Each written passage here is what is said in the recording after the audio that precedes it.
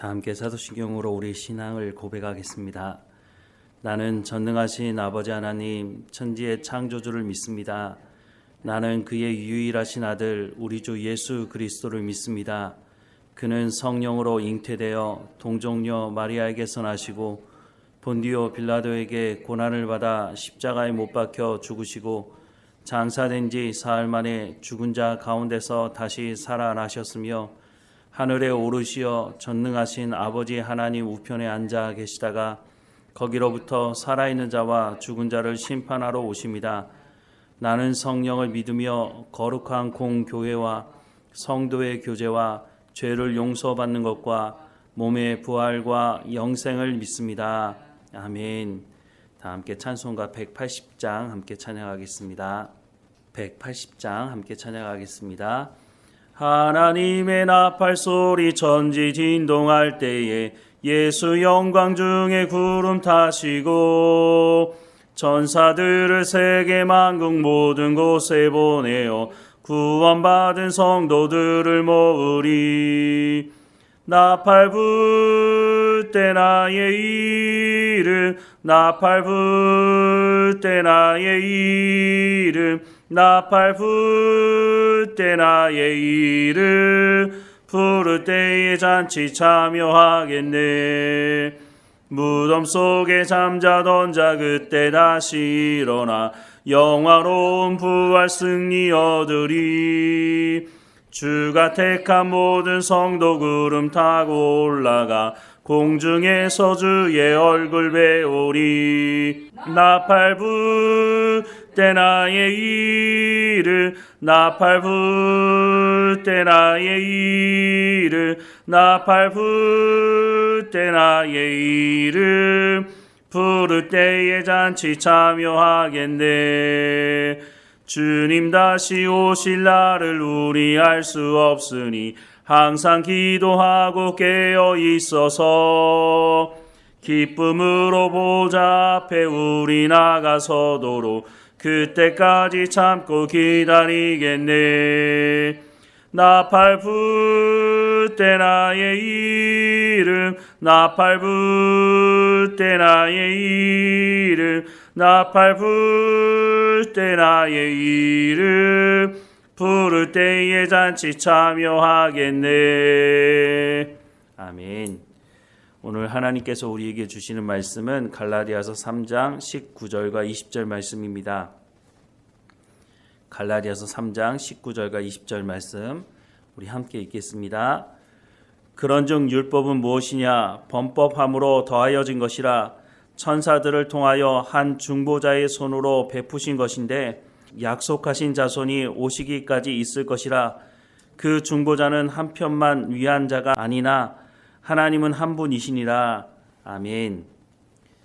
오늘 본문 19절 말씀해 보면 그런즉 율법은 무엇이냐라고 질문을 하고 있습니다. 바울이 율법에 대해서 바른 인식을 가지지 못할 때는 율법이 자신을 살려준다고 생각을 했고 율법을 행함으로 구원받을 수 있다라는 생각을 했다는 것이죠. 그런데 이 바울이 예수님을 만나고 나서는 율법이 자신을 살려주는 것이 아니다라고 하는 것을 분명히 알게 됐죠. 그런데 이 말씀을 왜 하고 있느냐?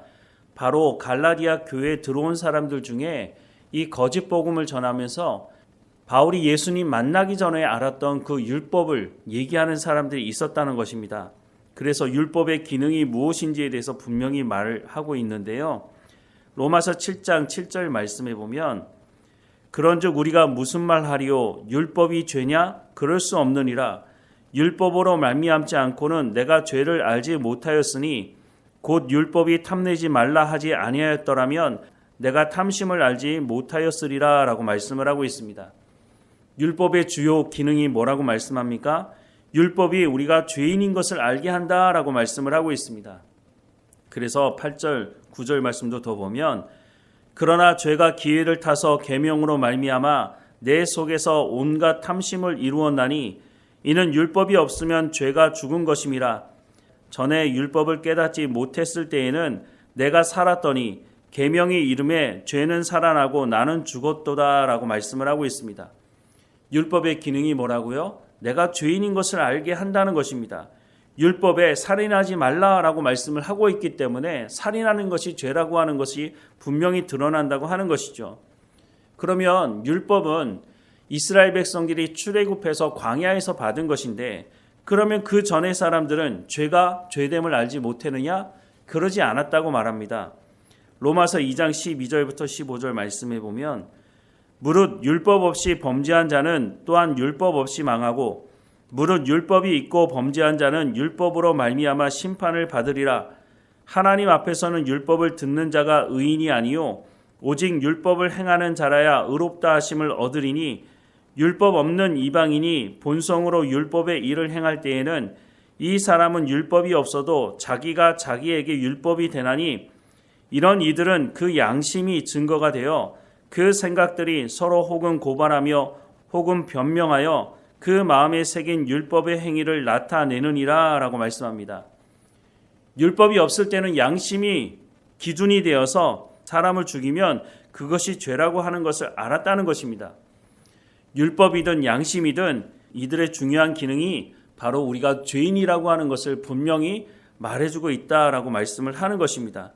그럼에도 불구하고 율법을 가진 유대인이나 양심을 가진 이방인들이나 모두가 다 어떤 생각을 가지고 있었느냐 하면, 율법을 가진 사람은 율법을 행함으로, 양심을 가진 사람들은 선을 행함으로 구원받을 수 있다라는 생각을 가지고 살았다고 하는 것입니다. 그래서 로마서 7장 10절 상반절에 보면 생명에 이르게 할 그 계명이라고 말씀을 하고 있는 거죠. 특별히 유대인들, 율법을 맡은 사람들은 율법이 우리를 살려줄 거야, 율법을 온전히 지키면 우리가 구원받을 수 있을 거야, 이런 생각을 하고 살았다고 하는 것입니다. 바울도 예외가 아니었습니다. 그래서 바울이 대제사장들에게 공문까지 받아가지고 예수는 잘못된 사람이야, 저 사람은 이단의 괴수야, 그러니까 예수를 믿는 사람들은 다 잡아들여야 돼, 이런 생각을 가지고 다메섹까지 가려고 하지 않았습니까? 그런데 이 바울이 예수님을 만나고 나서 자신이 잘못된 믿음을 가지고 살아왔다는 것을 알게 됩니다. 그래서 조금 전에 봤던 로마서 7장 후반절까지 다 보면 생명에 이르게 할 그 계명이 내게 대하여 도리어 사망에 이르게 하는 것이 되었도다라고 말씀을 하고 있습니다. 앞서도 말씀을 드렸지만 율법은 내가 죄인이라는 것을 알게 합니다. 죄가 무엇인지 알게 하기 때문이죠. 그래서 율법이 나를 살려주는 것이 아니라 오히려 나를 사망에 이르게 한다라고 고백을 하고 있는 것입니다. 바울이 이 말씀을 꺼내 들고 있는 것은 앞서도 말씀을 드렸지만 갈라디아 교회에 들어온 사람들 중에 갈라디아 교회에 와서 거짓 복음을 전하는 사람들이 율법을 행함으로 구원받을 수 있다라고 주장을 했다는 거죠. 무엇보다 이 사람들이 강조했던 할례 문제, 할례를 받아야 구원받을 수 있다라고 주장을 한 그 부분에 대해서 바울이 지적을 하고 있는 것입니다. 로마서 7장 말씀을 계속 보면 11절 이하의 말씀에 죄가 기회를 타서 계명으로 말미암아 나를 속이고 그것으로 나를 죽였는지라. 이로 보건대 율법은 거룩하고 계명도 거룩하고 의로우며 선하도다. 그런즉 선한 것이 내게 사망이 되었느냐? 그럴 수 없느니라. 오직 죄가 죄로 드러나기 위하여 선한 것으로 말미암아 나를 죽게 만들었으니 이는 계명으로 말미암아 죄로 심히 죄되게 하려 함이라. 우리가 율법은 신령한 줄 알거니와 나는 육신에 속하여 죄 아래에 팔렸도다. 내가 행하는 것을 내가 알지 못하노니 곧 내가 원하는 것은 행하지 아니하고 도리어 미워하는 것을 행함이라. 만일 내가 원하지 아니하는 그것을 행하면 내가 이로써 율법이 선한 것을 시인하노니 이제는 그것을 행하는 자가 내가 아니요 내 속에 거하는 죄니라. 내 속 곧 내 육신에 선한 것이 거하지 아니하는 줄을 아노니 원함은 내게 있으나 선을 행하는 것은 없노라. 내가 원하는 바 선을 행하지 아니하고 도리어 원하지 아니하는 바 악을 행하는도다. 만일 내가 원하지 아니하는 그것을 하면 이를 행하는 자는 내가 아니요 내 속에 거하는 죄니라. 그러므로 내가 한 법을 깨달았노니 곧 선을 행하기 원하는 나에게 악이 함께 있는 것이로다. 내 속사람으로는 하나님의 법을 즐거워하되 내 지체 속에서 한 다른 법이 내 마음의 법과 싸워 내 지체 속에 있는 죄의 법으로 나를 사로잡는 것을 보는도다. 오호라 나는 공고한 사람이로다. 이 사망의 몸에서 누가 나를 건져내랴라고 말씀을 하고 있습니다. 바울이 아무리 몸부림치고 율법을 완벽하게 지키려고 한다 하더라도 자기 안에 죄가 있기 때문에 그 죄의 문제가 해결되지 않고는 내가 이 율법을 완벽하게 이룰 수 없다라고 말씀을 하고 있는 것이죠. 모든 사람이 죄를 범하였으며 하나님의 영광에 이르지 못하더니라고 말씀하는 것처럼 모든 사람들이 율법을 완벽하게 행해서 하나님의 구원 가운데 이룰 수 없다라고 분명히 말씀을 해주고 있습니다. 그럼에도 불구하고 이 죄의 문제를 해결하고 구원 가운데 나가려고 몸부림을 치고 있다는 것이죠. 그런데 그 몸부림의 결과가 뭐라고 말합니까? 오호라 나는 공고한 사람이로다. 이 사망의 몸에서 누가 나를 건져내길 수 있겠느냐라고 부르짖고 있는 것이죠. 바로 이렇게 몸부림치는 이 사람이 예수님을 만나게 되는 것입니다. 예수님을 만나게 되면 어떻게 된다고 바울은 말합니까? 계속 말씀을 보면 우리 주 예수 그리스도로 말미암아 하나님께 감사하리로다. 그런즉 내 자신이 마음으로는 하나님의 법을 육신으로는 죄의 법을 섬기노라. 그러므로 이제 그리스도 예수 안에 있는 자에게는 결코 정죄함이 없나니 이는 그리스도 예수 안에 있는 생명의 성령의 법이 죄와 사망의 법에서 너를 해방하였음이라. 율법이 육신으로 말미암아 연약하여 할 수 없는 그것을 하나님은 하시나니 곧 죄로 말미암아 자기 아들을 죄 있는 육신의 모양으로 보내어 육신의 죄를 정하사 육신을 따르지 않고 그 영을 따라 행하는 우리에게 율법의 요구가 이루어지게 하려 하심이니라 라고 말씀하고 있습니다. 율법의 행위로 구원받을 수 없는 그 사람이 몸부림칠 때에 예수님을 만나게 되고 예수님의 그 십자가 사건을 통해서 예수님께서 십자가 위에서 피 흘리심으로 죄를 용서하심으로 이제는 하나님의 자녀가 되는 길을 열어주셔서 그래서 이제는 죄에 매이지 아니하고 하나님의 자녀로 이제는 하나님의 말씀에 순종하는 삶을 살아가는 가운데 나아갈 수 있게 되었다라고 말씀을 하고 있는 것이죠. 성령께서 오셔서 어떻게 하십니까? 성령께서 오셔서 하나님의 말씀을 깨달아 알게 하시고 가르치시고 예수님이 누구이신지 알게 하시고 무엇보다 성령께서 우리를 율법의 요구에 합당한 사람으로 만들어 가신다라고 말씀을 하고 있는 거죠. 그래서 성령의 열매가 우리의 삶 가운데 맺어질 수 있다라고 말씀을 하고 있는 것입니다. 바울은 율법이 자신을 살려줄 것이라고 믿었던 사람이었습니다. 그래서 열심을 다했던 사람이죠. 그런데 그 믿음이 잘못된 믿음이라고 하는 것을 예수님을 만나고 나서야 알게 된 것입니다. 그런데 여전히 이 율법주의에 빠진 사람들, 율법을 행함으로 선을 행함으로 구원받을 수 있다고 주장하는 많은 사람들에게 그것이 아니라고 말해주는 것입니다. 율법이 우리를 살려주는 것이 아니라 율법이 우리가 죄인이라는 것을 알게 한다. 그래서 우리가 하나님께 나갈 수밖에 없고 예수 그리스도의 그 십자가 사건은 예수님께서 십자가에서 피 흘리심으로 우리의 죄를 용서하셨다는 것을 이제는 알라고 말하는 것이죠. 그러므로 말미암아 우리가 구원받을 수 있고 우리가 율법을 행함으로 구원받는 것이 아니라 우리가 예수 그리스도의 십자가 사건을 믿음으로 말미암아 구원받고 성령을 통해서 이제 율법이 요구하는 율법을 행해야 된다는 그것을 내 힘과 내 노력으로 이루어지는 것이 아니라 성령을 통해서 이루어갈 수 있다라고 말씀을 하고 있는 것입니다. 그래서 우리가 날마다 성령의 충만함을 구해야 하는 것입니다. 예수님께서 왜 구하는 자에게 성령을 주시겠다고 말씀을 하십니까? 우리의 노력으로는 율법의 요구를 이룰 수가 없기 때문인 것입니다. 그래서 예수님께서 율법의 요구를 십자가 위에서 이루셨다라고 말씀을 하고 있는 것이죠.